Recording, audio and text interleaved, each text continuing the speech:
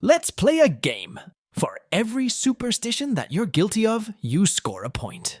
If you have 0 points at the end, you are the skeptic master and the designated suspicious sound checker. Number 1. Breaking a mirror. Breaking a mirror is believed to bring 7 years of bad luck in many cultures. This belief finds its roots in ancient Roman times, when mirrors were considered mystical tools connecting the mortal realm to the divine, through which the gods could look into one's soul. So damaging a mirror meant disrespecting the gods, making them curse you with bad luck. Luckily, the Romans also believed that the human body renovates itself every 7 years, so the bad luck would go away. Anyways, it's good to avoid breaking mirrors because it's a hell of a mess. Number 2. Walking under a ladder. Ancient Egyptians believed that the triangle formed between the ladder and the wall was home to good and evil spirits. If disturbed, the spirits would be angered, so it was forbidden for anyone to walk beneath a ladder. And many Christians believe walking through the triangle would be seen as breaking the Holy Trinity, a crime seen as blasphemous as well as potentially attracting the devil.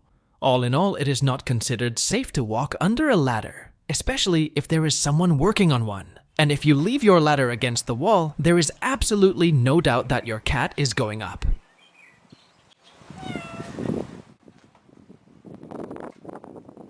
Number 3. Knocking on wood. To avoid tempting fate or prevent bad luck, people often knock on wood after making a hopeful statement. But it dates way back to ancient pagan times, when people believed good spirits and deities lived in trees, and touching or knocking on the tree would protect them from evil and bad luck. It was also seen as a thank you gesture to the gods for the blessings. And in Irish folklore, touching trees was a way of thanking leprechauns for the good luck they'd given. Good thing I'm very good at this. Number 4. Spilling salt. Uh-oh. What? What's the matter? You spilled the salt. That's what's the matter. Spilling the salt is very bad luck. Spilling salt is considered unlucky in many cultures, but throwing a pinch of salt over the left shoulder is believed to counteract the bad luck.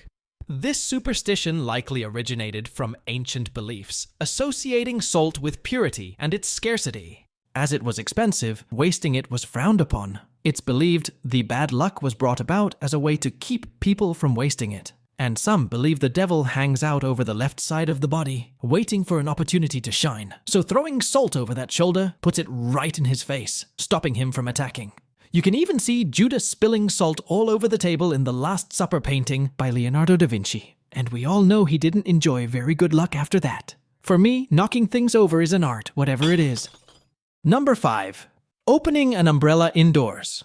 This is considered unlucky in many Western cultures. Its origins are believed to stem from ancient Egypt, where the umbrella was primarily used for protection from the sun.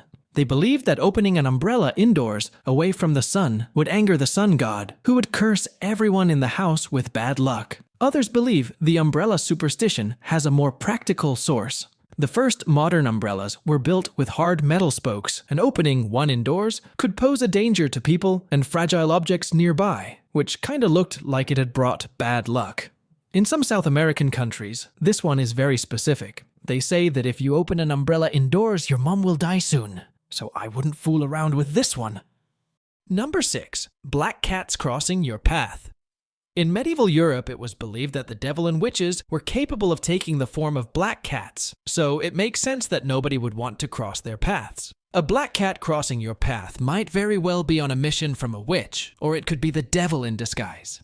And this continued into the Renaissance when a black cat crossing your path allegedly indicated that a witch had sent her familiar to do you harm. So many fearful peasants would hurry to the nearest church and pay for a priest to bless them and rid them of any curse that might have been laid by the cat. As this was a source of income for the church, they thought it best to keep it going.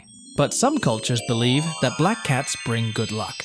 Their resemblance to the cat goddess Bastet led them to be honored in ancient Egypt. In other countries, such as Scotland and Japan, they have been known to bring prosperity. Well, I can tell you that if a black cat crosses your path, it means that the cat distribution system has chosen you. Get your new cat home and give it the best life, which is obviously what we deserve. I know we still have black cats in our Halloween decor, but memes have taught us that they are simply a very good adoption option. By now we all know that the real problem is the orange ones. Number 7. The Satisfaction and Underwrite Mystical Runes. In medieval times, when people told stories by the fire, it was believed that if someone enjoyed the story, they should touch the Satisfaction mystical rune, or the misfortunes told in the tales would fall upon them. Also, if they wished to remain in the bonfire storytelling gatherings, they had to give a drop of their own blood to the Underwrite rune, or their lives would be forever stuck and without adventures. Today, these mystic runes have taken a modern skin and are known as the like and subscribe buttons, but the danger remains. So beware, for those who neglect this now digital duty may find themselves haunted by the ghosts of untouched mystical runes. So, just in case, now is a good time to like and subscribe. Number 8. Magpie Trio. The 3 magpie superstition is rooted in European folklore, where magpies were symbols of good and bad omens. There's a rhyme that goes 1 for sorrow, 2 for mirth, 3 for a funeral, 4 for a birth. Has your mom ever searched around for a second magpie after spotting only one? But please, let it not be 3. Well, for me, the more the merrier. 1 for breakfast, 2 for lunch, 3 for dinner. I love that crunch. But people were not very sure about them. And there's another rhyme that goes 1 for sorrow, 2 for joy, 3 for a girl, 4 for a boy, 5 for silver, 6 for gold, 7 for a secret never to be told. My advice is to feed them, no matter how many. Make them happy and delicious. Number 9. 4-leaf clovers. Finding a 4-leaf clover is considered lucky in many cultures. Hundreds of years ago in Ireland, the 4-leaf clover became a symbol of luck, with the 4 leaves representing faith, hope, love, and success. In the early days of Ireland, the Druids believed that when they carried a 3-leaf clover, they could see evil spirits coming and have a chance to escape. 4-leaf clovers were Celtic charms, presumed to offer magical protection and ward off bad luck. Children in the Middle Ages believed if they carried a 4-leaf clover, they would be able to see fairies. Today, the 4-leaf clover is the worldwide symbol of good luck, just like a heart is the symbol of love. Only one question remains: can I eat it? Number 10. Horseshoe. Horseshoes were originally made from iron, which was considered magical because it withstood fire, is much stronger than other metals, has magnetic capabilities, runs abundantly through human bodies, and apparently can keep fairy folk at bay. Witches were said to be so fearful of the iron-made horseshoes that they decided to take flight on broomsticks instead of galloping away on horses. Horseshoes were also considered lucky because they were made by blacksmiths who were thought to have special powers, exactly because they worked with iron. 7 holes were made into the shoe to hold it in place on the hoof. As you probably know, 7 is one of the luckiest numbers on Earth. Life was divided into 7 ages. There are 7 days of the week, 7 seas, 7 deadly sins, 7 continents, and even 7 colors of the rainbow. But there is an important contradiction in the horseshoe superstition.